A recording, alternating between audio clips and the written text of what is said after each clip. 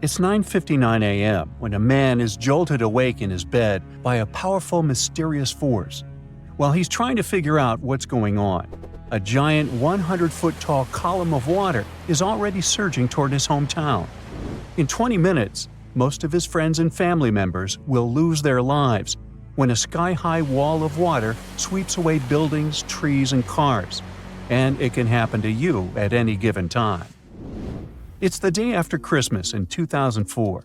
Thousands of tourists from Europe and America are enjoying tropical beaches in Thailand, Sri Lanka, and Indonesia when a powerful undersea earthquake strikes off the western coast of northern Sumatra, Indonesia. It's a 9.3 magnitude earthquake, the most powerful ever recorded in Asia. It triggers one of the largest tsunamis in history, the Boxing Day tsunami, which will take the lives of 230,000 people within a few hours. The city of Banda Aceh in Sumatra, Indonesia, home to 260,000 people, is the closest to the earthquake's epicenter. In less than half an hour after the quake, huge 10-story tall waves crash into the city. More than 60,000 people lose their lives immediately. The destruction is so severe that almost no one in its path survives. Next, the tsunami hits Thailand. The waves, rushing at a mind-boggling 500 miles per hour across the Indian Ocean, reach the shores of Phang Nang and Phuket about 90 minutes later. Despite such a significant time gap, both locals and tourists are caught totally off guard. Many beachgoers even walk out onto the beach, curious about the strangely receding sea, only to be overtaken by a towering wall of water. Nearly 5,400 people, including 2,000 foreign tourists, won't survive that day in Thailand. An hour after Thailand, the tsunami hits southeastern India near Chennai. Debris-filled waves push miles inland, taking the lives of more than 10,000 people. Sri Lanka faces even worse devastation. The island will lose over 30,000 people, and hundreds of thousands will become homeless. The tsunami's incredible strength is evident even far away. 8 hours later, it claims its last victims in South Africa, 5,000 miles from the quake's epicenter. There, rogue waves catch swimmers off guard. Researchers from NOAA's Center for Tsunami Research explain that the destruction was due to the sheer power of the earthquake. It originated from a megathrust fault. That's where heavy ocean plates dive beneath lighter continental plates. These faults are the largest in the world and lie underwater. The 2004 earthquake ruptured a 900-mile stretch of the Indian and Australian plates, 31 miles beneath the seafloor. Plus, instead of one quick jolt, the quake lasted for 10 minutes and released an unimaginable amount of energy. During the shaking, massive sections of the seafloor moved upwards by 130 feet. That's a lot. Such a sudden movement set colossal waves rippling across the ocean. Imagine it like dropping a massive pebble into the water. The thing is, tsunami waves aren't like those surfing waves you may imagine. No, they look like a fast-moving whitewater river that floods everything in its way. If you get caught in those raging waters, it's almost impossible to survive. If the powerful currents don't pull you under, floating debris will.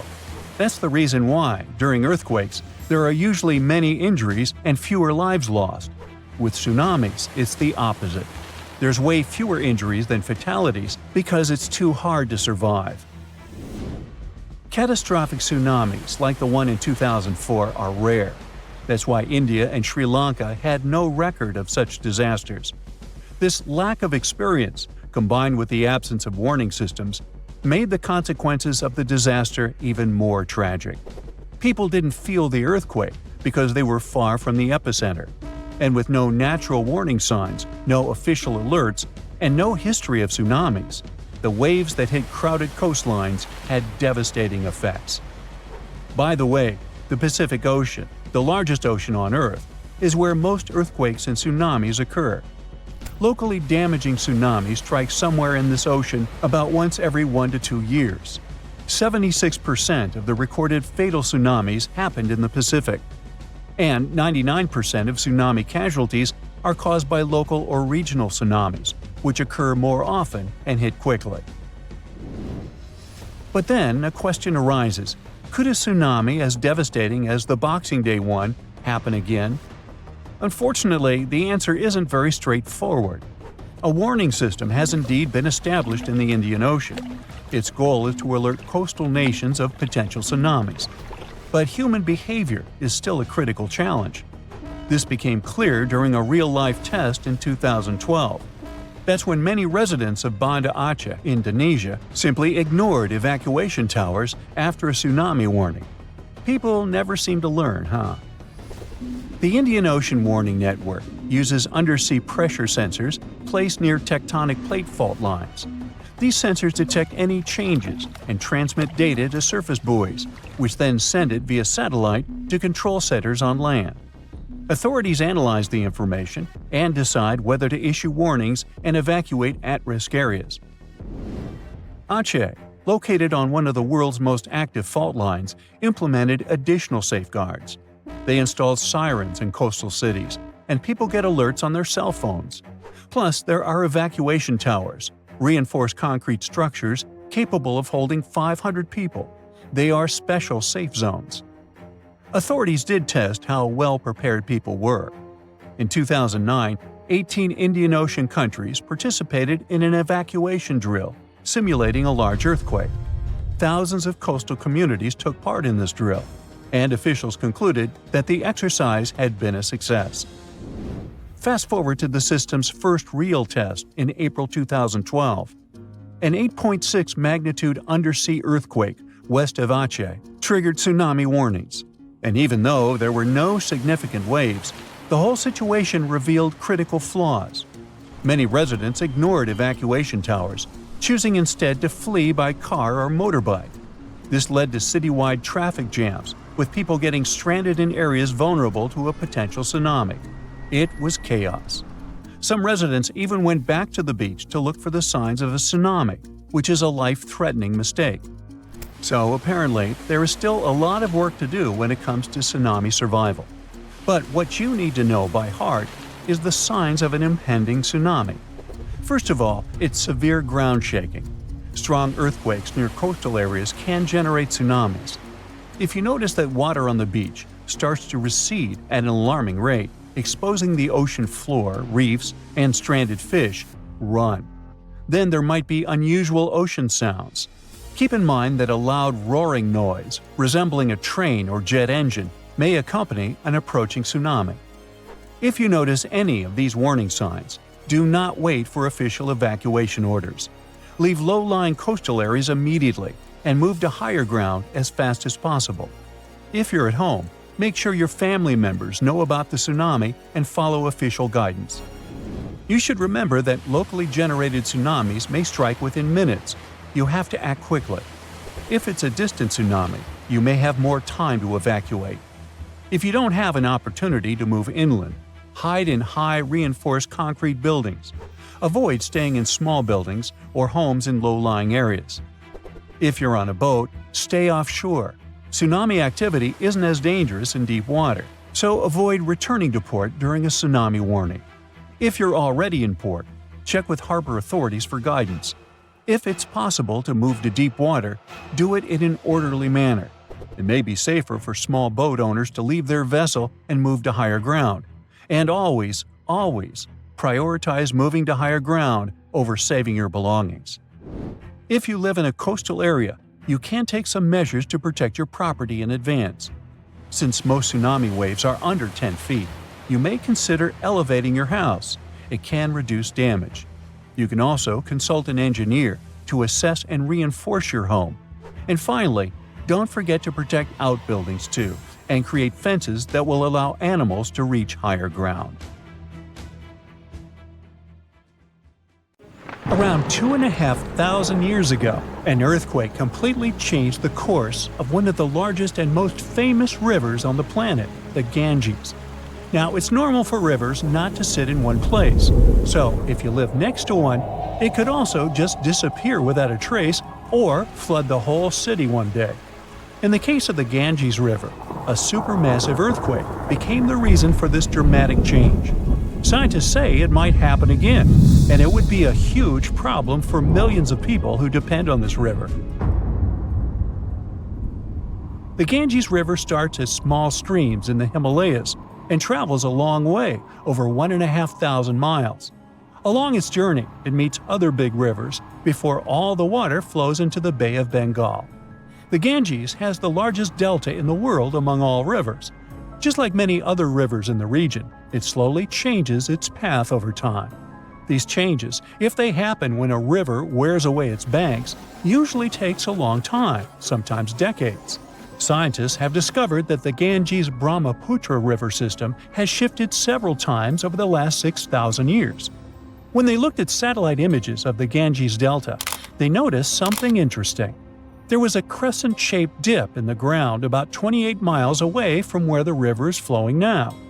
This depression was over 1 mile wide and stretched for many miles.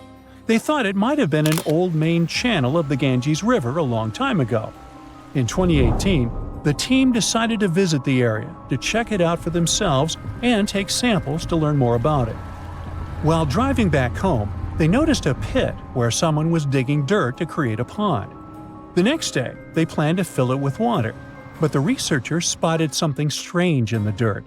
There were vertical bands of light-colored sand mixed into the darker mud. These special layers are clues from the past. They show that an ancient earthquake made sand and water shoot up from below the ground and created sand volcanoes that were trapped in time. The scientists studied the sand and mud and figured out that these earthquakes happened around 2,500 years ago and were strong, with magnitudes of 7 to 8. The epicenter was over 110 miles away from the main stem of the river, but it was powerful enough to displace it. It could have affected around 140 million people. The Ganges-Brahmaputra system is close to spots where Earth's tectonic plates meet, so earthquakes happen here often. There's no danger right now, but scientists think that another massive earthquake could happen in the next few hundred or thousand years. It could threaten up to 170 million people. That's about half the population of the U.S. No one can predict exactly when an earthquake will happen or how strong it will be. Learning how earthquakes in the past moved rivers helps scientists figure out patterns and make guesses about similar events in the future. This knowledge could help us prepare better and create safety plans before another big earthquake strikes. Now, the Ganges isn't the only river at risk. The Yellow River, the Irrawaddy River, and rivers in the United States like the Klamath and San Joaquin all face similar dangers. The mighty Mississippi River has also switched its path many times over the last 7,000 years. Right now, there's a huge system of dams and barriers called a control structure in central Louisiana. This structure's job is to stop the Mississippi from spilling over its banks and joining a nearby river. But scientists think that, in theory, these barriers wouldn't handle megafloods. So the Mississippi could break free and change its course again. This would cause massive problems, especially in southern Louisiana. One of the recent examples when a river changing its course caused disaster was the Kosi River in India. In August 2008, over just a few days, the river's path shifted by almost 60 miles, which is a huge change. Floods happen in some parts of the state rather often, but they hadn't seen such strong ones in over 50 years. They affected around 1,000 villages and 3 million people, and about 1 million people had to be evacuated to safety. Since many of these people hadn't faced floods in so long, they weren't ready to handle it quickly. It caused even more damage to their homes and lives. Scientists have been trying for decades to figure out what exactly makes rivers suddenly change their course. A new study explains that two things work together to make a river to do it. This process is called avulsion. First, there's the setup, which is like building up tension before something big happens. Over time, sediment, sand, dirt, and other stuff carried by the river gets deposited in certain places. It either raises the river above the land around it or makes a nearby slope steeper than the river's current path. Then there's the trigger, which is like the final straw that makes everything happen. This trigger could be a big flood, an earthquake, or even something like a pile of logs blocking the water. Now, researchers looked at satellite images of about 170 cases of avulsion from the past 50 years. They noticed these events happened most often near river mouths and near mountains. Rivers were about 3 times more likely to change course in these places than in the areas between them. They also studied 58 river channels in detail, using super clear maps to measure super elevation. That's how high the river is compared to the land around it. They also measured slope advantage. That's how steep a new path might be compared to the river's current one. They found that near mountains, rivers often pile up so much sediment that they become super elevated and spill over. But near river mouths, like in deltas, rivers need a steep slope advantage to break through the mud and form a new path. These two factors work together like a seesaw. If one is stronger, the other doesn't need to be as strong for an avulsion to happen. To figure out where a river might go if it changes course, the researchers created a smart computer algorithm. This tool uses maps to measure the terrain steepness and the river's flow to predict where the river might move.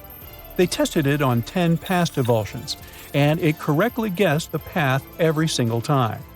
Scientists hope they could use these findings to protect people living near rivers from sudden floods. Rivers changing course played a big role in creating one of the first organized administration systems in the world. Scientists found clues for this in the territory of ancient Mesopotamia. This name means the land between two rivers, and it was between the rivers Tigris and the Euphrates. People living there relied on these rivers for water, food, and transportation. Scientists wanted to figure out how these sudden changes in these rivers affected ancient people. To do this, they used 2 kinds of maps. The archaeological maps show how ancient cities grew over time, including what types of buildings people built. Certain buildings, like big palaces or city walls, could show when each city first had an organized administration. The second kind of map showed where the Tigris and Euphrates rivers flowed long ago. They often shifted, sometimes slowly, and sometimes very quickly and dramatically. Around the year 5000 BCE, Mesopotamia started to become drier and farming became harder. Farmers had to grow their crops near rivers, where they could use the natural floods to water their fields or dig little channels to bring river water to their plants. Because farming was so important, towns and cities grew near the rivers too, so people could stay close to their food. But when a river suddenly changed its course, people didn't give up. They worked together to dig long canals to bring water from the new river path back to their fields. The canals helped them get water again, and the administration buildings showed they were organizing as a community to solve big problems together. The snowpack over your head splits in 2 right in front of your eyes and starts tumbling down in the frozen slope to its resting place far, far below. Anything in its way is crushed under the immense mass of snow and debris. You're witnessing an avalanche, one of the most dangerous natural disasters. But what if I tell you about another kind of avalanche, no less blood-chilling than the mountain one? And the most bizarre thing about it is that it occurs underwater. Underwater avalanches are powerful and disastrous natural phenomena, often much more dangerous than land ones. They have the potential to wreak havoc on the entire planet, leading to catastrophic consequences. The most alarming thing? They occur all the time under the surface of the ocean, impossible to see, predict, and extremely difficult to measure. Such avalanches can get 100 times larger than land ones, and they pose a great risk to the world's communications, capable of leaving the entire planet without the internet. But we'll talk about it a bit later. First, let's go 60,000 years back into the past. We're near the northwest coast of Africa, ready to witness the colossal scale and devastating impact of a ginormous underwater avalanche. It started as a quite small underwater landslide in the Agadir Canyon. At first, it was just 0.35 cubic miles of material, but in no time, this mass increased more than 100 times in size while traveling across the Atlantic Ocean floor. As the avalanche sped up and grew, it picked up gravel, sand, rocks, and mud. It carved a devastating path through one of the world's largest submarine canyons, wiping out all forms of animal and plant life on its way. The disastrous flow was so powerful that it literally eroded a 250-mile stretch of the canyon, cutting hundreds of feet into its sides and damaging a total area of 1,740 square miles. That's the area of more than 3.5 New York cities. As for the force of the flow, it was so immense that it propelled massive boulders up the canyon walls to heights of up to 430 feet. Before scientists discovered the evidence of this catastrophic event, they had seriously underestimated the scale of destruction caused by submarine avalanches. By the way, these devastating catastrophes can start not only far away in the ocean, but also at estuaries. Let's go back to 14 January 2020 and see for ourselves. A turbidity current, a rapid, downhill flow of water containing a lot of sediment, rushed more than 680 miles from the Congo River estuary in the deep sea. This current appeared due to two factors: terrible flooding along the Congo River in late December 2019 and unusually large spring tides. This resulted in an avalanche of sand and mud. Its volume was equivalent to 1/3 of all the sediment produced annually by all the rivers in the world.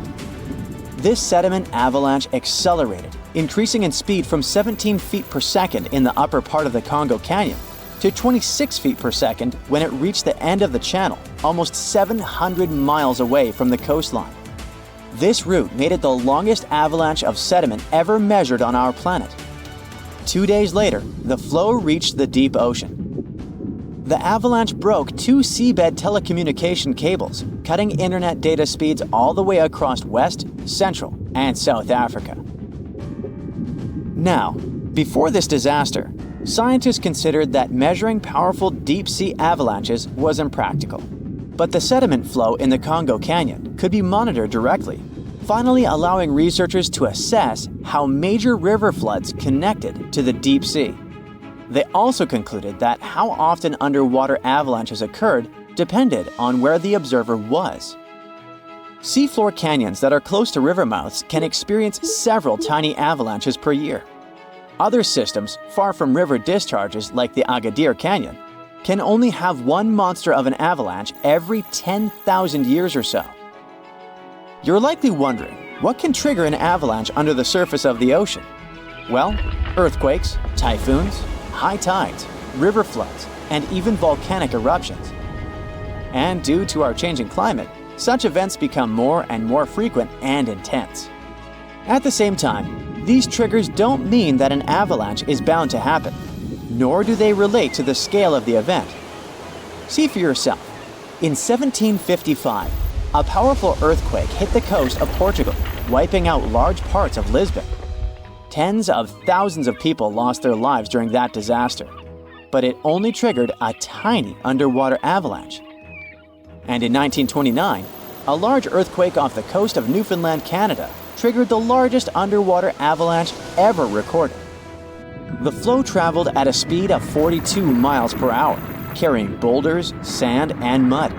It snapped 11 seabed cables on its journey downhill. The avalanche was so powerful, it produced a tsunami that claimed the lives of 28 people along the coastline. Now, submarine avalanches are totally invisible because they happen deep under the ocean surface, which makes them extremely hard to study. But we must find a way because these flows are super important. They transport sediments, nutrients, and even pollutants across the ocean floor.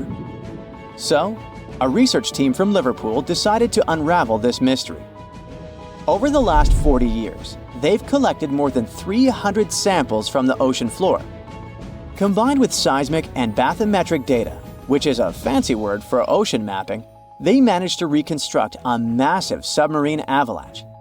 It was the first time an underwater avalanche of this size was mapped out. An even cooler thing, the event itself started off pretty modestly, but it quickly evolved into a colossal avalanche that grew to more than 650 feet tall. To put that into perspective, imagine a skyscraper-sized avalanche zooming from Liverpool to London, cutting a trench 100 feet deep and 9 miles wide. Then it spread out over an area bigger than the UK, covering it with several feet of sand and mud. That's like burying a whole country. These findings are actually a big deal because they show that even a small underwater landslide can turn into something massive and super destructive. But that's not the worst. Think about undersea internet cables, which are essential for global communication. There are more than 550 active seafloor cables around the world. Their combined length is a whopping 870,000 miles. That's enough to wrap around our planet 35 times. When a submarine avalanche breaks seafloor cables, the effects are usually super expensive and devastating. For example, in 2006, an earthquake in Taiwan triggered underwater avalanches that cut loads of seafloor cables connecting Southeast Asia with the rest of the world.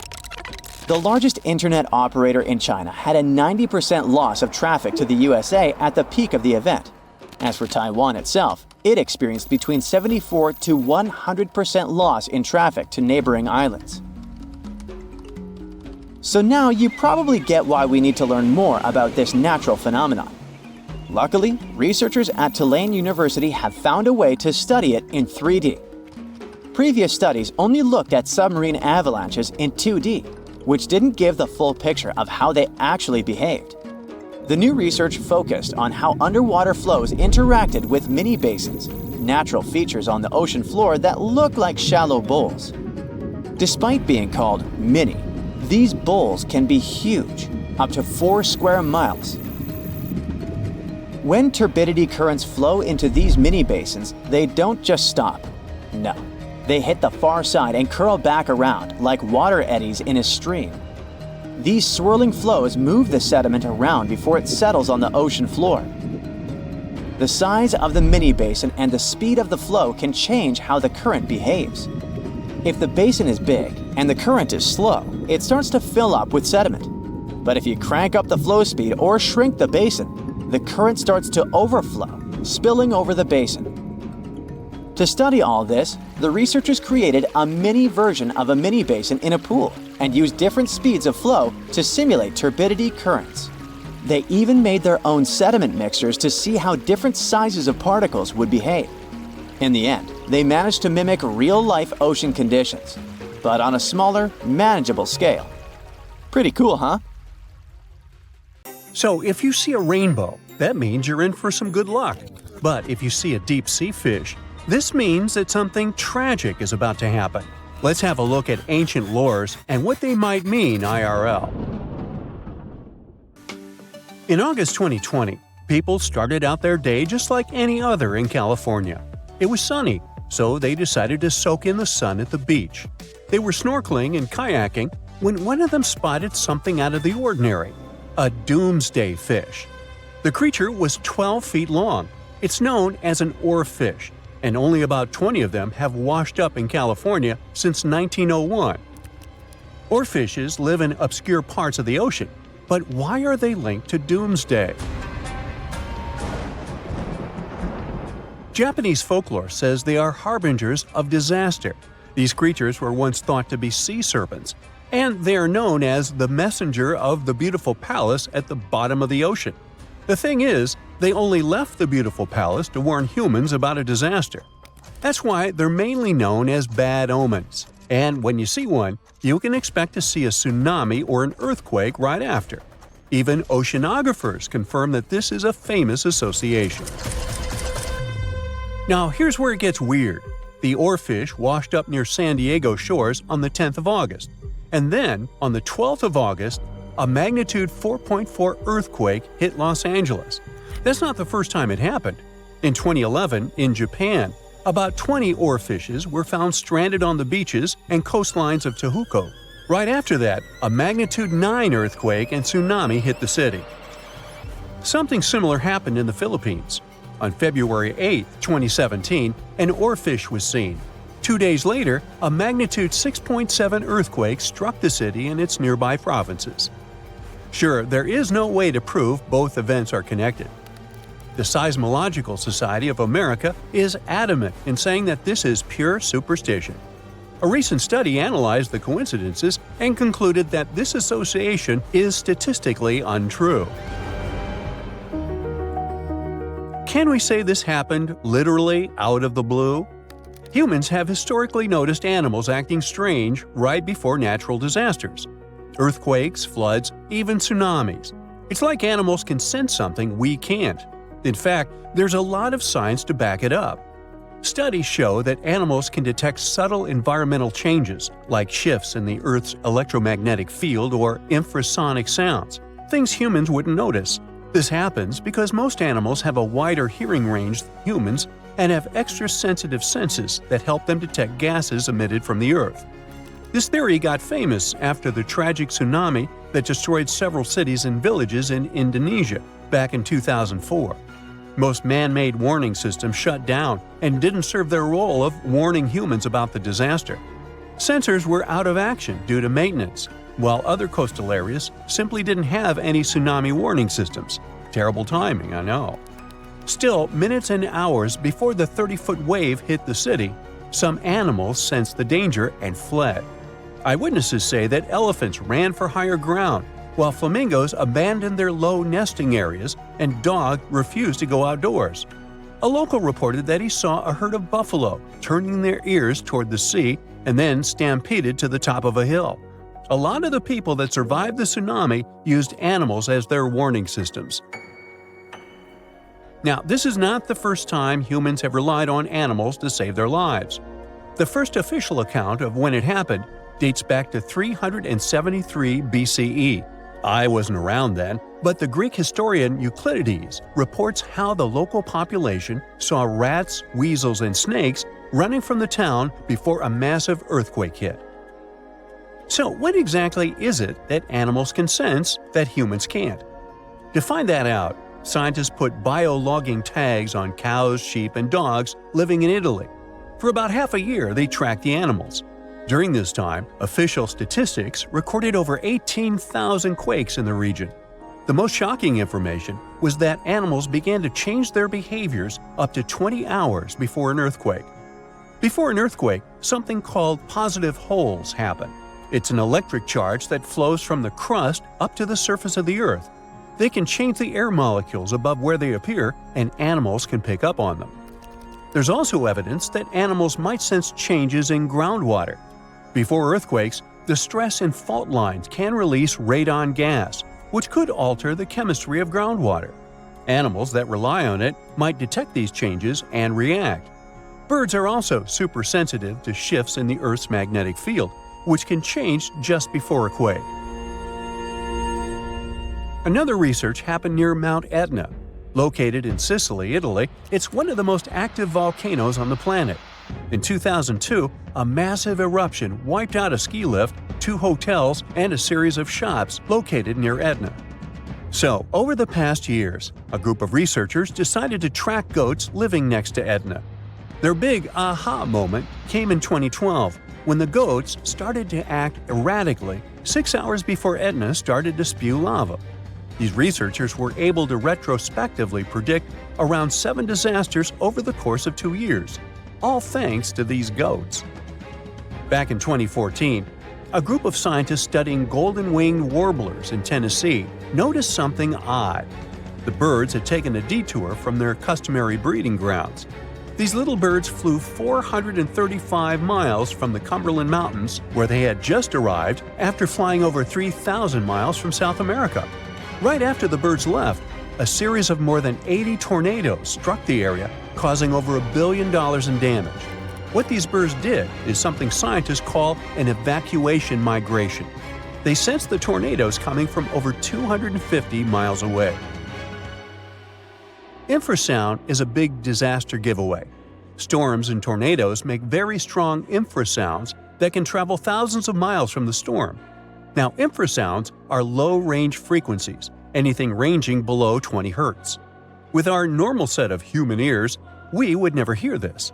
We have an average hearing that ranges from 20 Hz to 20,000 Hz. That means you can hear something like a very, very low bass note or as loud as the buzzing of a mosquito right next to your ear. An elephant's hearing range can reach below 20 Hz. This would make elephants expert at detecting disasters. Scientists also think that detecting infrasound is what helps birds dodge storms when they must cross the ocean. You see, the Pacific Ocean is known to not be at all passive. Although courageous humans ventured across it, they're usually met with severe storms and conditions that their satellite instruments sometimes can't detect. Meanwhile, there's an ongoing project from France's National Museum of Natural History that is tracking more than 100 birds on their annual crossing over the Pacific. With the help of the International Space Station, they're trying to understand how these little creatures respond to natural hazards en route. But not everyone's convinced. Some scientists argue that while animals might be sensitive to environmental shifts, predicting disasters based on their behavior is too risky. The U.S. Geological Survey has pointed out that many reported cases of unusual animal behavior before disasters are anecdotal, meaning stories and reports, and large-scale studies have yet to prove a direct link. Although humans don't have these super capabilities of predicting disasters, we have some things that might help us. Notice this. The next time you're in a place where lightning is going to hit, your hair will give a sign. If it stands on end, this means that lightning is aimed toward your beautiful person and is about to hit you. So run, find shelter, get inside a house. That's the best you can do in a situation like this. Yep, almost there. What's going on? Looks like an apocalypse. Don't worry, it's just a traffic jam. Are you sure? Oh no! Tornado! What? Let's get out of here! No, we must stay in the car. Is it safe? No, but it's even more dangerous outside. Let's leave the car running to make sure the airbag would work properly. You need to cover your head. Here, take the blanket. Thanks, but what about you? I'll use my coat. Lean against the walls and freeze. Whoa! Here we go! I've never been inside a tornado before. Have you? Ah! Whoa! Was that a cow? Yeah! Poor thing!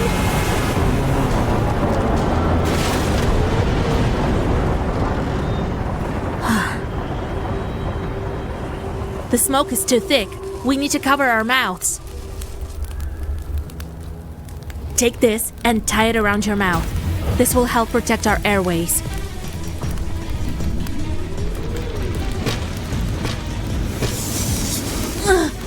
Ow! We need to get out of here. Now! Yeah. Look out! Ah! Are you okay? We're so lucky! Surviving this kind of adventure is like winning a lottery. Hello, hello! Do you like to explore tornadoes? Welcome to our virtual simulation. Today, we'll show you the difference between just a big tornado and an epic tornado. Let's begin with EF0. This is what the weakest tornado looks like. The speed of its wind can be between 65 and 86 miles per hour. Usually, this gust leaves damaged roofs and messes after its visit. It can also break weak trees. And here's our next tornado, EF1. Its diameter can reach up to 112 feet, and the speed is estimated between 86 and 110 miles per hour. Ah! EF1 can cause moderate damage, such as tearing out doors and windows, stripping roofs, moving cars, and overturning mobile homes or greenhouses. EF2. This tornado type can cause significant damage. It's up to 394 feet in diameter. The wind speed is between 111 and 135 miles per hour. Such a powerful tornado can destroy low-rise buildings, as well as tear down a roof and damage the walls of a building. Whoa! Trailers and mobile homes have no chance. Tornado EF3. Its speed varies from 136 to 165 miles per hour. The diameter is up to 787 feet. It can overturn a whole train, destroy large houses, and even high-rise buildings. By the way, don't worry about this farm. There's nobody here. It's just a simulation, remember? EF3 can uproot trees or leave them standing with no branches. The wind easily blows away lighter buildings and cars and brings them to significant distances.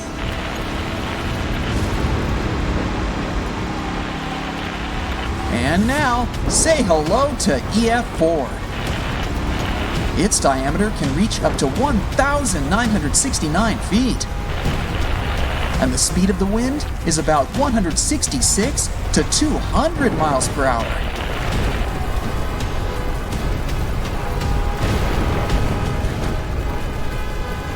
Hey, Eva, get into the car! Whoa! Here we go! EF4 can destroy and blow away a small town. Cars, kiosks, and towers that get in their way have no chance of being repaired. Ah! Whoa! Was that a cow? Yeah! Poor thing!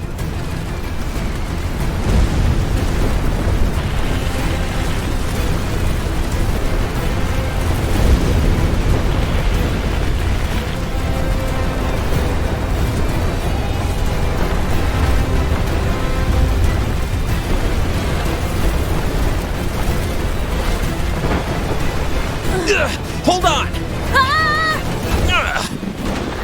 And last but not least, EF5. It can reach 3,281 feet in diameter. The speed can grow over 200 miles per hour. EF5 brings enormous damage. Usually, there's nothing to see in the impact area because nothing is there. The wind can lift houses off foundations and carry them over considerable distances. Cars and trucks are crushed and carried several miles away from the parking lot. So it's better not to joke around tornadoes. Now you know why. Did you see that? That was so epic! Ah, what a gorgeous evening. I'm so glad we're doing this. Get down! Is it safe? We need to get the car off the tracks. Come on, push. Ugh, it's not moving. Wait, did you hear that? It's the train. We need to warn the driver. Grab those rags and the gas canister. We can use them as a warning flare. The one time the train isn't late. Can you believe it? You need to get the driver's attention. Can they see you? It's not going to stop in time. Run! It's going to hit the car!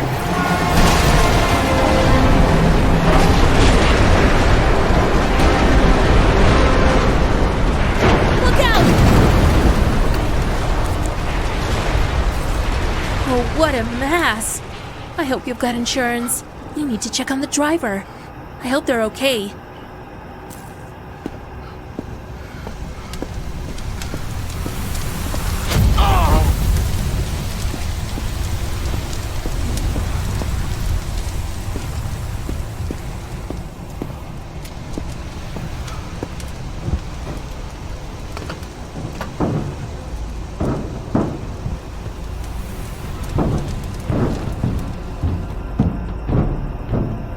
Welcome to the simulation. Task failed. Task failed.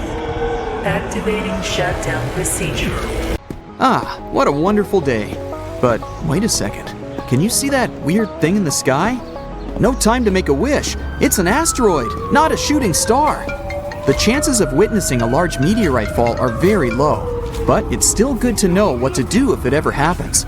Welcome to the virtual reality survival class. If you're standing within the impact area of the meteorite, evacuate as soon as possible. If you're trying to escape by car, you can expect many panicked drivers and traffic. If you have time, pack some food and water, warm clothes, personal hygiene items, and a first aid kit. Don't forget a flashlight and important documents. If you can't make it out of the impact site in time, get ready for intense earthquakes. Stay away from any tall buildings. You gotta find underground shelter and hide as soon as possible. This subway station looks good. Keep in mind that this simulation is not real. These buildings are empty, so no one was hurt. Congratulations, the lesson is over. And now, let's fix it all. The largest asteroids are about 329 miles in diameter, while the smallest are less than 33 feet across. Scientists estimate that an asteroid would have to be about 60 miles wide to completely wipe out life on our planet. Fortunately, in our case, it's much smaller. Welcome to the elevator survival simulation. Thanks. This place is nice. Can't I just hang out here? I think that's your ride. Oh well, maybe next time. Hello there. What a view! How high are we? We're 50 floors up. Wow, that's a lot!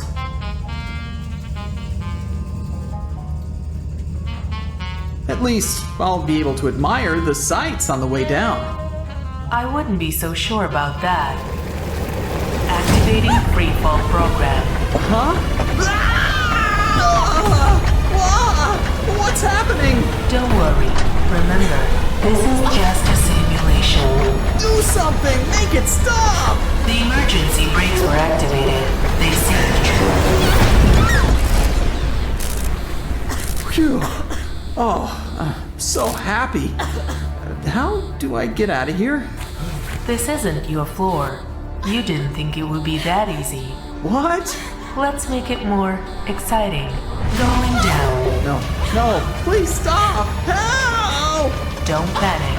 That's not the way out. Let me out of here! Let me out of here! Hold on. Oh no, please, no! Congratulations. You passed the elevator survival simulation. Welcome to another survival simulation. Don't get too comfortable. Activating earthquake simulation. Earthquakes can happen in an instant and without warning. That looks like a tremor. Let's check what's happening outside. That doesn't look good. But remember, this is just a simulation. Modern buildings are designed to withstand earthquakes, but you're still at risk from falling objects. It may be tempting to run outside, but that can actually increase the risk of injury, especially from falling debris. Get low and look for somewhere that can provide cover, like under a table. It'll provide safety from falling objects. It's time for Plan B. Let's move to the doorway. No matter where you are, it's important to stay away from glass or large heavy objects. If you find yourself outside during an earthquake, move to an open area away from buildings, electrical wires, and trees. Keep going, almost there. And remember, everything is okay. This is not real. Made it. Protect your head and neck. Stay calm and wait for the earthquake to end. Stay in your safe spot until you know the earthquake is over. Aftershocks can occur hours and even days after an earthquake. When you know it's safe, check for injuries and move outside. Be aware of any damage to infrastructure. This is boring. We've watched this already. Virtual treatment simulation is activated. Did you hear that?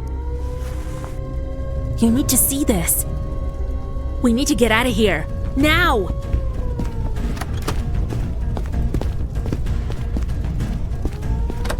Have you ever seen anything like this? The smoke is too thick. We need to cover our mouths. Take this and tie it around your mouth. This will help protect our airways. Follow me and stay low. We need to get to a safe space, somewhere that won't burn down. The old school. Come on. Get down. We can't stay out here any longer.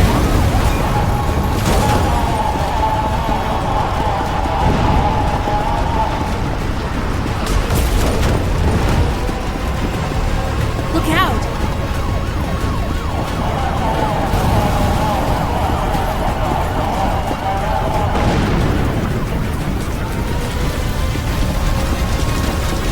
We need to hurry.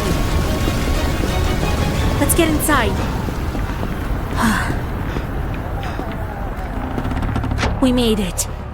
We made it. Back in the day, from 774 to 775, Earth got hit with a mega blast of radiation.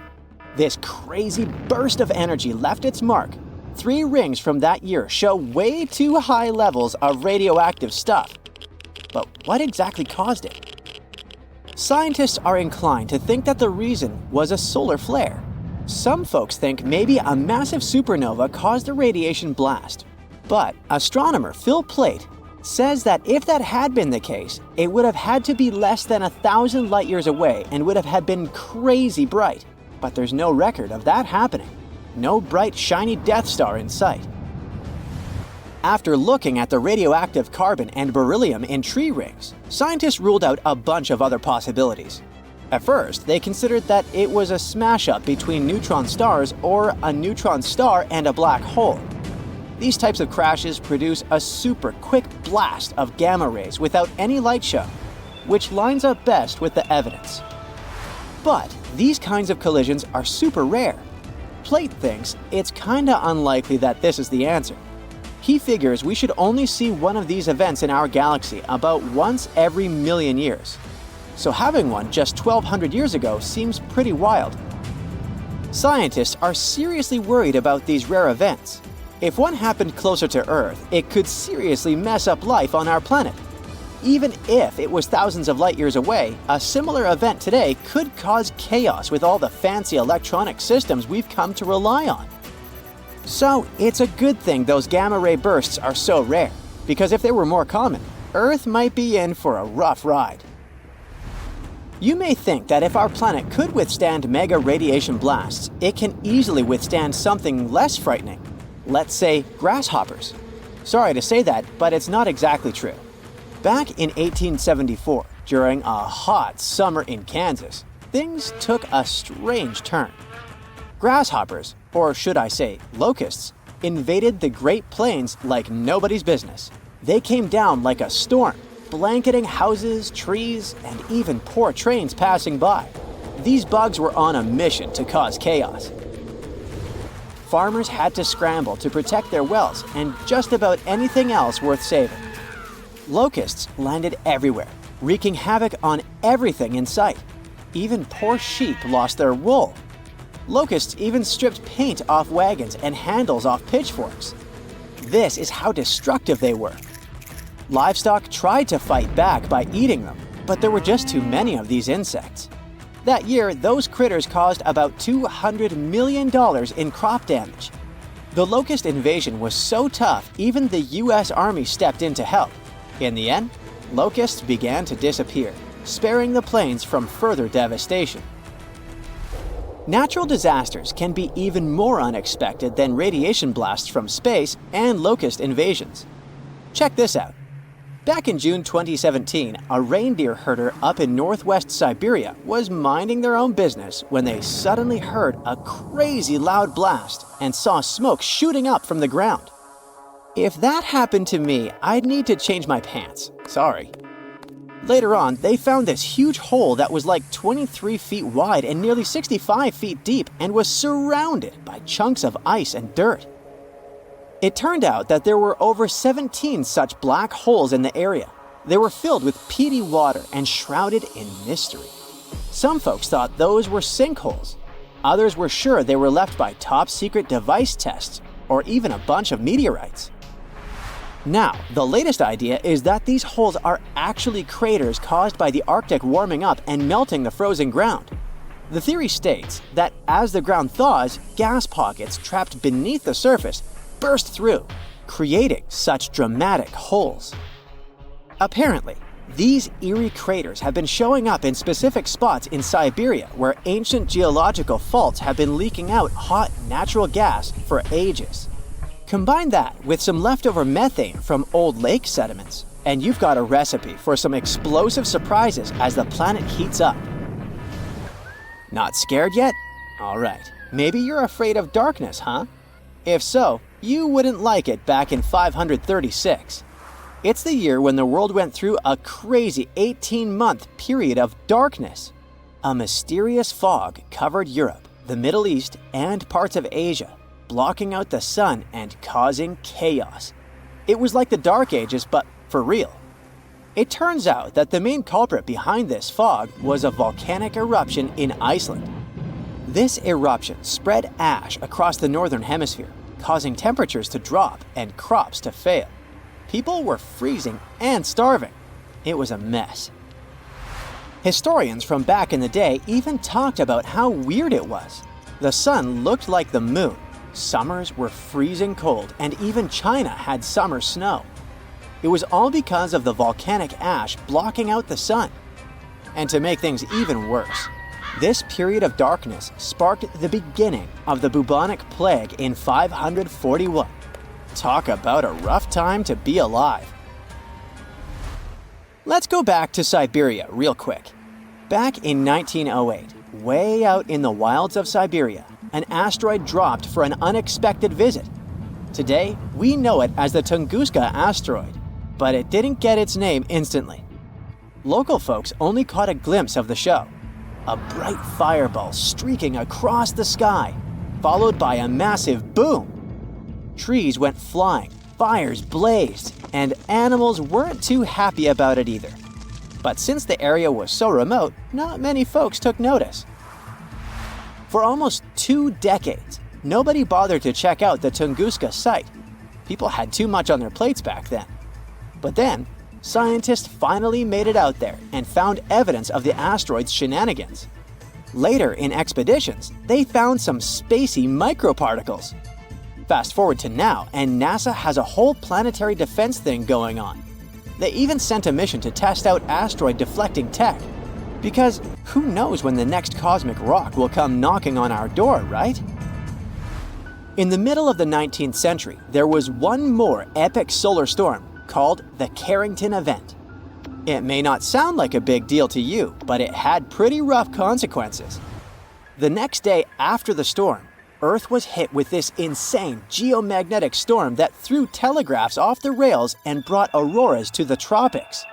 And it's the place where they normally never show up. Turns out, all this space weather madness started with weird stuff happening on the sun's surface, like sunspots. From these spots, solar flares and other crazy electromagnetic stuff can pop out and mess with our technology. Massive solar storms like this one can shoot out from the sun at speeds of up to 1,800 miles per second. They can contain billions of tons of solar material, complete with a sassy little magnetic field that loves to mess with Earth's magnetic field when they meet. Now, listen closely. We're getting close to the next solar maximum in 2025, so it's a good time to check out the history of the worst solar storms, like the Carrington event, and take notice. Imagine if a similar storm hit today. An internet apocalypse, anyone? Businesses would be sent offline and we'd be facing some serious damages. Luckily, these mega solar storms don't happen very often. But hey, space weather is tricky to predict, so who knows when the next one will hit? Floods, tornadoes, tsunamis, hurricanes, yikes. All these natural disasters can get extremely dangerous, but we're kind of familiar with them.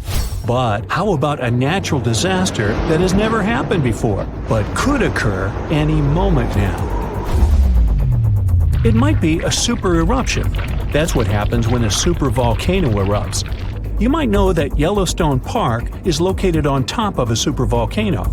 The last massive eruption there happened about 664,000 years ago, and the one before that, approximately 1.3 million years ago. If we do the math, we'll understand that the next eruption might be due anytime soon. There's no strong evidence that the supervolcano is waking up or preparing for an eruption, but what would it be like if it did happen? Months before the eruption, small-scale earthquakes would become more frequent and more powerful in the area. Not long before the eruption, the growing pressure would push up the ground over the volcano, creating a dome. Narrow cracks would open along the edges of this dome. The magma would then start rising toward the surface, and then the eruption would kick off. A massive column of lava and ash would shoot up into the air to a height of over 16 miles. The volcano would keep pumping ash for days on end. The air in that area would heat up to 570 degrees Fahrenheit. For all living creatures, ash fallout would be one of the most dangerous consequences of the eruption. Buildings and trees would start collapsing under the weight of this dense substance. It would only take a couple of days for a 10-foot layer of ash to cover the territory of about 50 miles around the center of the eruption. After the ash got into the stratosphere, the temperatures all over the world would start to drop. The eruption would also be rich in sulfur, and this element is an effective sun blocker. That's why it would soon get so cold that there would be no summer in the whole world for the next several years. The monsoon seasons would change. It would be hard for animals to find food and clean water. Well now, how about a gamma ray burst? You don't stumble across this kind of radiation in your everyday life. A gamma ray burst occurs when two neutron stars collide. The collapse of a massive star can produce it too. Gamma rays could present a serious danger to Earth. If a gamma ray burst happened close to our home planet, it could rip our ozone layer away. After that, we would be left unprotected from the sun's ultraviolet radiation. Plus, gamma rays could also produce ground ozone. This kind of ozone could seep into the ocean since it's water-soluble, and that would lead to a mass extinction of marine life. Plants wouldn't survive this disaster either. Now, come to think of it, giant sinkholes could swallow entire communities. One of such sinkholes opened up in the city of New York. It pulled a parked van into the earth. That happened in the summer of 2022. And it wasn't the only sinkhole to appear in that area. Local inhabitants reported about 4,000 sinkholes all over the city. This kind of problem is also very common in Florida, and it's much more serious than it may sound. Sinkholes open all of a sudden, pulling down everything and everyone that happens to be nearby. Sinkholes appear all over the world, which makes them a global problem. They're totally unpredictable and form without warning. Luckily, experts know what causes them. In some areas, there are vast areas of groundwater. But during droughts, this water dries up. This creates large empty caverns, and after heavy rains, the surface over such a cavern can collapse, creating a sinkhole within minutes. Now, what if we came across a wandering black hole? You might know that a black hole is a region in space where gravity is so powerful that not even light can escape its clutches. Luckily, the nearest one to us is 1,500 light-years away. Nothing to worry about, right? Until you find out about wandering black holes. Now, things get definitely way creepier. If such a black hole entered the solar system, Earth would be doomed. We wouldn't stand a chance against this space monster. In 2012, 13 wandering black holes were spotted not so far away from our planet. But worry not far away in space terms means around 1 billion light-years away. So we've got some time left. Plus, the possibility of such a disaster is very, very low. Another natural disaster we haven't experienced yet is a mega flood. It's never happened before, but the changes in climate do make for a risky potential. It could start, let's say, in California. This state experienced some really bad flooding in the past. One of such floods stretched up to 60 miles across and 300 miles long. If a similar disaster happened these days, it would cause $1 trillion worth of damage. It would also uproot millions of people. Now let's talk about a hypercane. Judging from the name, this natural disaster might get extreme. A hypercane is a theoretical hurricane of unsurpassed power. It would occur if the ocean became overheated as a result of climate change, or because of a massive volcanic eruption. In any case, these conditions could create a hurricane that would stretch way beyond the lower stratosphere. And as you may guess, regular hurricanes don't do that. The hypercane speed would reach 500 miles per hour. The pressure inside would be low enough not to let the hypercane to wear out as quickly as other hurricanes. The hypercane could last for weeks on end. But the worst thing? It could damage or even destroy part of Earth's ozone layer, and the hole could be the size of the entire North American continent. Now, this disaster did happen before. About 66 million years ago. I bet you know what I'm hinting at. Yep, that very meteor that supposedly wiped out dinosaurs off the face of the Earth. This 7-mile-wide space visitor was traveling at 67,000 miles per hour. As a result of the collision, 75% of all life on the planet disappeared, and winter reigned on Earth for 18 months. Want to know a secret? Meteors strike Earth all the time. Even more of them barely miss our planet. But it's also very hard to predict meteor strikes. Scientists miss a lot of them until they just nearly miss us. That's why experts are working on an early warning system that could prevent disasters. It could make meteor impacts less catastrophic, or at least allow people time to evacuate. It could also be our very own sun that would be responsible for another natural disaster. I'm talking about a massive solar flare. On the scale of damage to society, few catastrophes can compare to this event. It wouldn't destroy buildings like a tsunami or an earthquake. Neither would it end lives in the same way a supervolcano or meteor would. But it would cripple our entire way of life by destroying the whole electronic infrastructure of Earth. The cost of this disaster would reach trillions of dollars. It'd cause other infrastructures to fail: communication, medicine, transportation, banking systems. Those would tumble like dominoes, and it would be incredibly hard to recover them. Earth would be left without electricity for years. There would be no electric light, no computers, no phones. Water supply systems would be out of order. There would be no food in supermarkets. There would be no electricity, and people wouldn't be able to reboot the already broken power grids. In 1859, people all over the world woke up in the middle of the night. It was as light as during the day. The skies were illuminated with auroras, red, green, purple. They appeared even in the regions where no one had seen them before, like the Bahamas, Jamaica, or Hawaii. Telegraphs got electrically charged, even though they were disconnected. In many areas, fires started.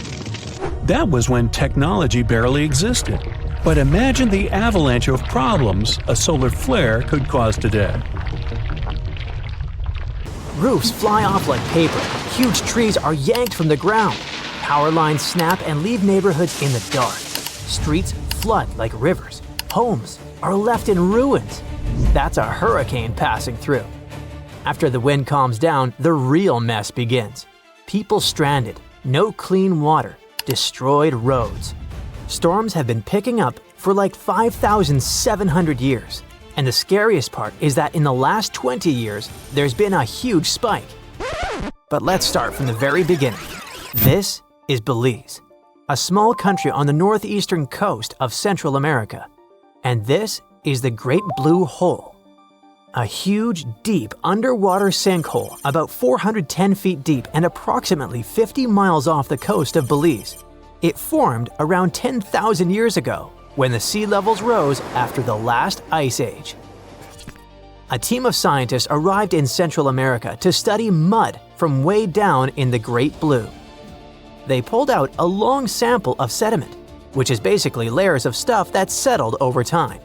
You might ask, so what? How are tropical storms connected with this sediment? Let's see. Tropical cyclones are big, spinning storms that form over warm ocean water. They pull up heat from the sea and blast it into the sky. And yeah, they can be devastatingly destructive, with super strong winds, heavy rain, and floods from big waves. And mud cores like the one the researchers pulled up are actually records of tropical storms. The sample they pulled up was 98 feet long, which made it the longest ever found in that area. Here's how it works. Every year, 2 thin layers of sediment settle in the hole where the weather is calm. But when a big storm hits, it leaves behind a different, messier layer. So by looking at these layers, scientists could tell how many storms hit that spot over the last 5,700 years. It's like counting tree rings, you know? Anyway, what they found was rather unexpected. It turns out that tropical cyclones had been getting more and more common. The lead researcher said that over the past 6,000 years, there were usually between 4 and 16 tropical storms or hurricanes every 100 years.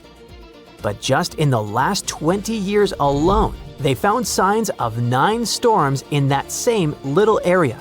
That's way more than usual, and it shows how much things are changing. Scientists think there are two main reasons why tropical storms have been happening more often. One reason has to do with something called the Intertropical Convergence Zone, or ITCZ. This is an area near the equator where winds from the north and south come together.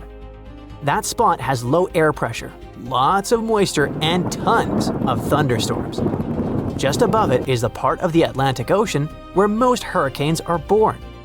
It even has an official name, the Hurricane Main Development Region. Normally, the ITCZ moves north in the summer and south in the winter because of changes in ocean temperatures. But over the past few thousand years, it's slowly been shifting farther and farther south. That's why the area where storms usually start has also moved south. It means storms are now forming and heading toward lower parts of the Atlantic than they used to. The second reason for the recent spike in storms is rising ocean temperatures. Earth has gotten warmer, and the ocean has warmed up too. The warm oceans help make more powerful storms. Such an increase likely means that this part of the world might see a lot more big storms in the future.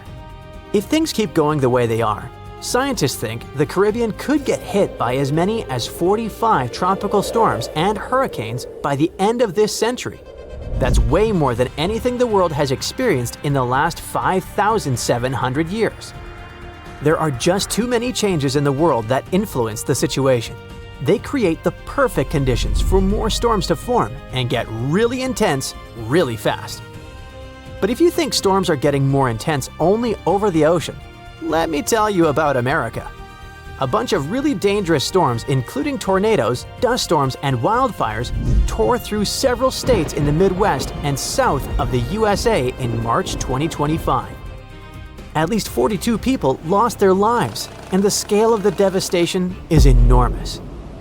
What's scary is that most of this destruction didn't happen in the usual Tornado Alley area. Tornado Alley is a nickname for a part of the US where tornadoes happen a lot. It stretches through places like northern Texas, Oklahoma, Kansas, Missouri, parts of Louisiana, Iowa, Nebraska, and even eastern Colorado. But this time, storms hit places like Mississippi, Arkansas, and Alabama. Experts had warned this might happen. At the beginning of 2025, they said that tornadoes could start showing up more often farther east than usual, and that's exactly what's happening. One of their top weather experts said people in the Mississippi and Tennessee valleys should get ready for a rough spring. There are more people living in these areas than in traditional tornado zones, and many of them live in mobile homes or buildings without basements, which puts them at more risk when big storms hit. A tornado is basically a spinning tube of super strong wind that comes down from storm clouds and touches the ground. They can be really dangerous. To figure out how strong a tornado is, scientists use something called the Enhanced Fujita Scale. It goes from EF0, which stands for the weakest tornado, to EF5. Such a tornado is crazy strong, tear your house apart strong. The main question is, why are tornadoes happening more in the east now? In the US, tornado season usually kicks off in March. That's when cold air from Canada bumps into warm, wet air coming up from the Gulf of Mexico. And boom, storms start to form. But this year, things are a bit different. Here's what's going on. There's a big patch of high pressure, basically a chunk of calm, warm air hanging over the southwest. That's keeping things more stable out west, so fewer thunderstorms, as well as fewer tornadoes, are expected there. So, tornadoes are shifting eastward. Meanwhile, the Gulf of Mexico is super warm this year, and that's helping storms form in the southeastern US. The warm water adds a lot of energy to the atmosphere, which can lead to stronger, more frequent storms in places like Mississippi, Alabama, and Tennessee.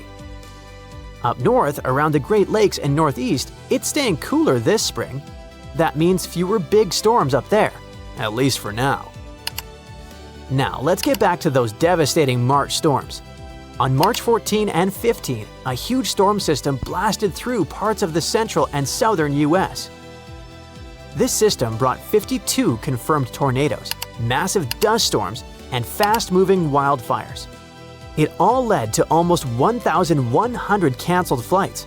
About 150 million people were affected by this natural disaster. 2 really strong tornadoes classified as EF4s hit Arkansas. The damage was incredible.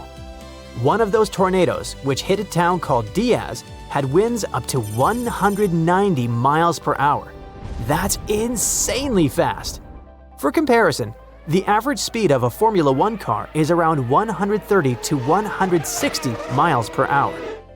It was the first time in over 25 years that Arkansas got hit by 2 EF4s on the same day. Experts also recorded wind gusts moving at a speed of over 80 miles per hour in the southern plains. In Texas, dust storms led to fatal car crashes. Wildfires, caused and driven by the strong winds, burned through parts of Texas and Oklahoma. Oklahoma alone had more than 130 fires. So, what's next? Experts think the U.S. could see between 1,300 and 1,450 tornadoes in 2025. That's way more than the usual 1,225. And it's not just about tornadoes. A warmer atmosphere can hold more moisture. That means heavier rains, more flash floods, and even more powerful storms. Basically, the formula is the following. Warmer oceans plus warmer air equals stormy weather, especially in the east and southeast. But even if you don't live in any of these areas, you can't feel completely at ease either. Experts say tornadoes and other natural disasters can happen pretty much anywhere in the US. The risk moves around depending on the time of year and the weather. Okay, it's pop quiz time. What's the strongest river in the world? The Amazon? Pfft, rookie guess. No, really. The mightiest river isn't on land at all. It's underwater, and it's called the Antarctic Circumpolar Current, or ACC for friends. This beast flows with a force 100 times stronger than the Amazon River, and it could power over 100,000 hydroelectric plants. That's enough electricity to light up entire continents. But this underwater juggernaut doesn't just flex its muscles for fun. It's the planet's ultimate multitasker. The ACC is Earth's thermostat, carbon vacuum, climate stabilizer, and oceanic superhighway all rolled into one. But here's the not-so-fun part. Scientists have spotted a serious red flag. The ACC is slowing down. And not just by a little bit. We're talking up to 20% weaker by 2050. If this trend continues, we're looking at climate chaos that could make your worst Monday feel like a day at the spa. So, maybe time to panic a little? Well, hold on. So what is the ACC anyways? To learn more about it, we need to dive deep into the ocean, figuratively. The Antarctic Circumpolar Current is the only ocean current that flows all the way around the planet, hugging the cold continent of Antarctica like a belt of water. Unlike other currents that get tripped up by continents, the ACC has a clear racetrack, nothing but open ocean, so it flows uninterrupted through the Drake Passage between South America and Antarctica. It moves an astonishing 3.6 billion cubic feet of water per second. That's so much water we couldn't find anything to compare it to, sorry. The ACC is driven by ferocious westerly winds, moving eastward to connect the Atlantic, Pacific, and Indian Oceans into one continuous supercurrent. It also plunges into abyssal depths, connecting shallow, intermediate, and deep waters into one giant, swirling blender of oceanic energy. Now, to put it simply, maybe too late for that, but I'll try, the ACC is the glue that is keeping all of our planet together. It plays a starring role in the thermohaline circulation, or global conveyor belt, if you don't want to sound lame. This is the system that redistributes heat, carbon, and nutrients around the globe. To make it all work, the ACC pushes nutrient-rich deep water to the surface in a process called upwelling, feeding plankton, krill, whales, and eventually sushi on your plate. That means if you love seafood or care about ocean food chains at all, you should really start paying attention. Without this nutrient cycling, marine life from the bottom to the top of the food web suffers. Now, here's the cool part. While it's busy playing waiter to the sea, the ACC is also doing our laundry. Well, sort of. It absorbs massive amounts of carbon dioxide from the atmosphere and stores it in the deep ocean, locking it away for centuries. Think of it like Earth's giant carbon vault, no password required. It also helps regulate the weather. Without the ACC pushing heat around the globe, Western Europe would be 50 degrees colder. That means Paris would feel like Siberia, and Londoners would have to trade their umbrellas for snowshoes. The current helps maintain the temperature balance between the hemispheres, stabilizing wind patterns, rainfall, and ocean temperatures around the world.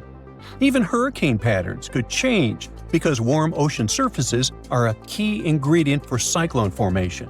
Mess with the currents, and you might be dialing up stronger, weirder storms.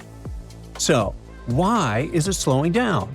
Well, of course, the answer is humans. You know those ice caps that are melting?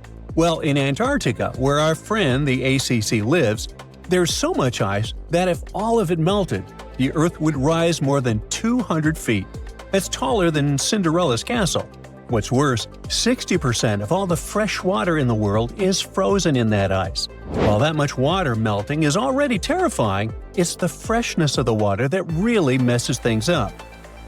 You see, the ACC relies on the Southern Ocean's cold, salty water to be dense and heavy so it can sink, which helps power the current forward like a chain reaction.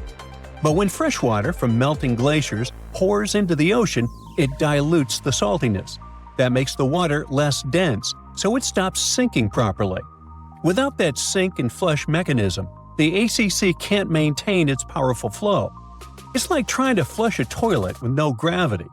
As this continues, fresh water flows north, altering the ocean's density structure and counteracting the effects of ocean warming, which normally would speed the current up. Instead, the ACC slows down.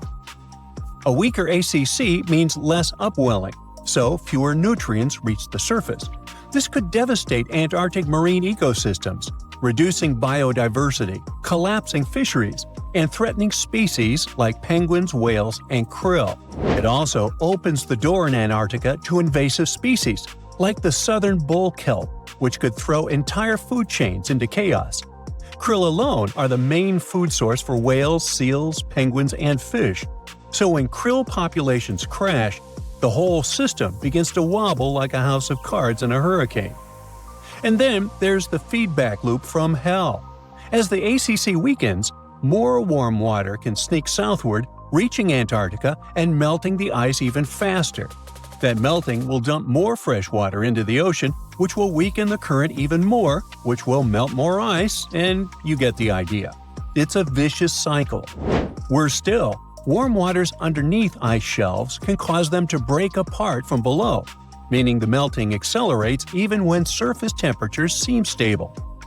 Globally, the effects would ripple far and wide. Monsoons in India could become erratic, rainfall in the Amazon could drop, and agriculture from Africa to Asia could suffer. Sea levels along the east coast of North America could surge, and global weather patterns could spin into confusion.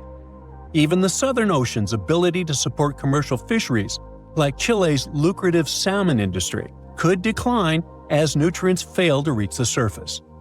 And let's not forget, without a strong ACC, the ocean's ability to absorb carbon and excess heat plummets. That means that more CO2 and heat will stay in the atmosphere, making our lives even more miserable. It's like turning off Earth's air conditioner while cranking up the furnace, and burning down the pantry while you're at it. Of course, this isn't the first time things went south with the ocean currents.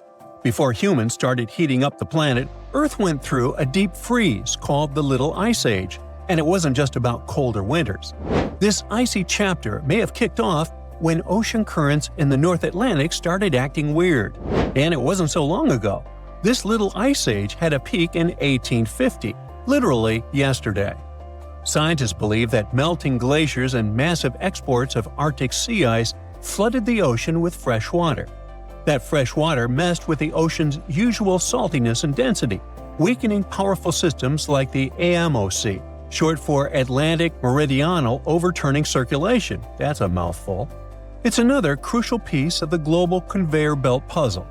As these currents slowed down, less warm water reached the north, sea ice spread farther, and temperatures dropped even more. And here's the spooky part.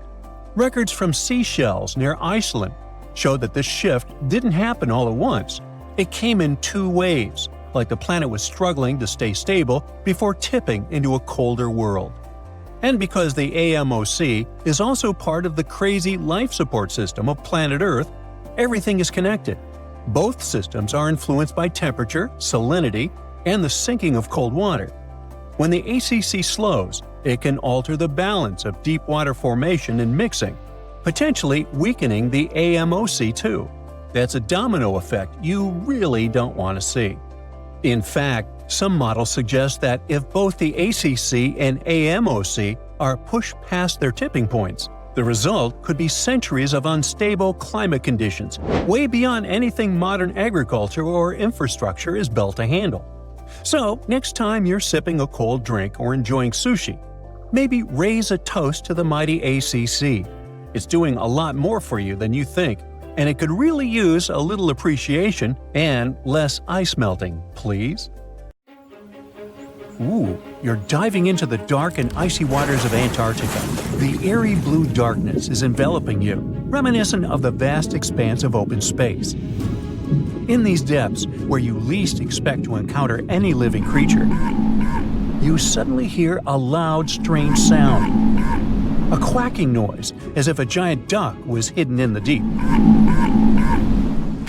In 1960, researchers first recorded this sound and named it Bioduck. Clever. For decades, they tried to unravel the mystery of its source. Was it a giant kraken? An extraterrestrial spaceship that had crashed into the ocean? A mysterious sea monster? Or perhaps an enormous duck? There were many versions, one more bizarre than the other. Oceanographers detected similar sounds in other locations as well, off the western coast of Australia and near New Zealand. They recorded similar but higher pitch signals, which they named Biogoose. It seems the creepy atmosphere of the story disappears with such names. Anyways, these sounds were not isolated incidents. They happened multiple times with consistent intervals. Many initially thought the source must be mechanical, given the regularity of the sounds. However, studying the oceans in the latter half of the 20th century was challenging because of limited technologies. Nevertheless, scientists persisted in collecting data on Bioduck and Biogoose, driven by their insatiable curiosity. As more data accumulated, so did the theories. But scientists eventually uncovered the mystery. Bioduck turned out to be a form of communication with a biological origin. When researchers analyzed the repeating sounds, they noticed that the signals never overlapped. One source would speak while the others remained silent, suggesting a form of communication.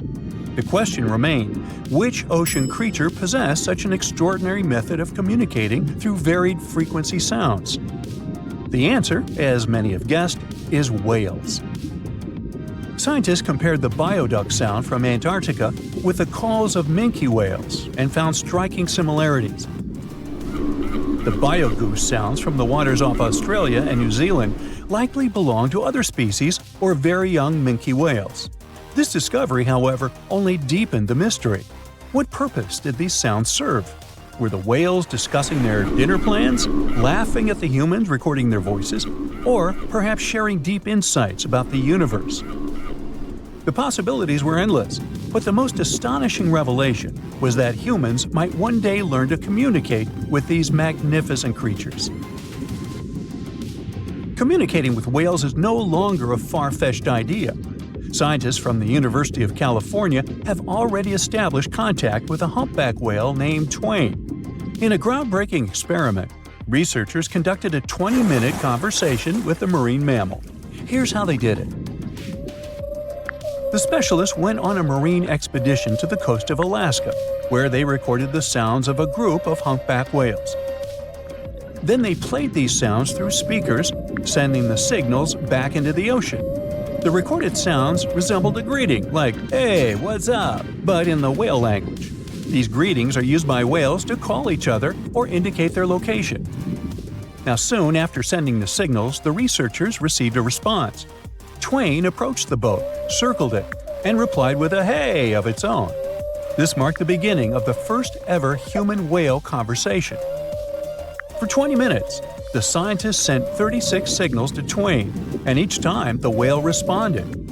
Moreover, it waited for time intervals before answering. That is, the team received a response from the whale, waited 10 seconds, and turned on the sound again. Researchers then waited 10 seconds and answered. It seems that Twain was a very delicate interlocutor. Maybe it was a gentleman in the whale world, who knows? Or maybe it was simply intrigued by the unusual interaction. The signals used in this communication belonged to a group of whales that included Twain. It's likely that the researchers had recorded Twain's own sounds and used them to communicate with it. In a sense, Twain was conversing with itself. Now let's continue our journey and venture into the deepest oceanic trench on Earth, the Mariana Trench.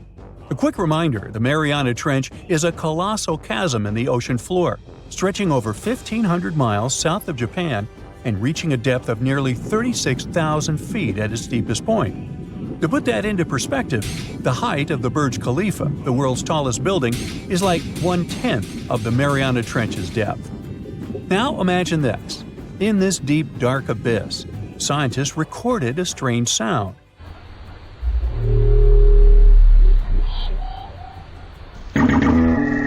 Unlike Bioduck, this sound resembled something from a science fiction movie, a low rumble, followed by a metallic ping, reminiscent of the sounds made by spaceships in sci-fi movies. Researchers named this mysterious phenomenon biotwang noises. Scientists first detected this strange sound in 2014 during an acoustic survey of the Mariana Trench, and they quickly identified its source: whales, specifically brides whales. Using artificial intelligence, researchers analyzed around 200,000 hours of audio recordings from the ocean and found matches with a group of brides whales. Like other animals, these whales use sounds as a form of communication. Now, did you know what else was found at the bottom of the Mariana Trench? A plastic bottle. It's unlikely it was done by a kraken or a whale or some type of monster. Everything is simpler here. The bottle ended up there because of a human. But that's a topic for another video. Okay, let's deal with one more sound. No whales this time, just a mysterious sound in the loneliest place on Earth. This place is called Point Nemo, and that's why it's so lonely. Located in the South Pacific Ocean, Point Nemo is the most remote spot from any land. The nearest island is 1,450 nautical miles away. It's about the same long distance from land in all other directions. Moreover, here, there's almost no marine life, since few water currents reach this spot, and therefore few nutrients are supplied.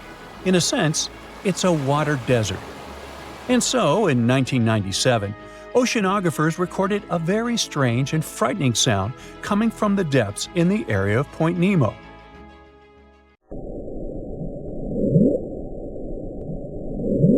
It was something gigantic and scary. People called it the Bloop. As soon as journalists found out about this phenomenon, people around the world began to invent the most fantastic versions. The most popular of them was that the sound source was a giant sea monster, kraken, or some other creature. The hype around the Bloop didn't last very long. Scientists managed to find out the nature of the mysterious noise. It turned out it belonged to an iceberg. When they crack and collapse, they create powerful ultra-low frequency sounds that can be heard from a very long distance. To confirm this version, scientists recorded the sounds of other icebergs and heard something similar to the Bloop. Oh, by the way, Point Nemo is so lonely that space agencies drop out-of-service satellites here. Space objects just fall in the water. There's a 99% chance that no animal or human will be harmed by falling debris in this lonely place. That's why many people call it the satellite cemetery. But what if, someday, a spaceship from another planet falls here? What if it has already fallen in Point Nemo and sometimes emits an emergency signal that breaks through the ocean? Ooh. All the mysteries you have heard have already been solved. How about we end this video with a mystery that still baffles scientists? Meet Upsweep.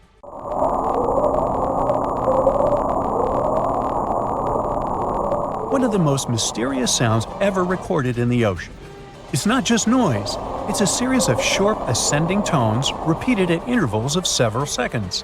It was first discovered in 1991 using hydrophones installed in the Pacific Ocean. At first, oceanographers suggested that upsweep could be associated with volcanic activity or underwater earthquakes.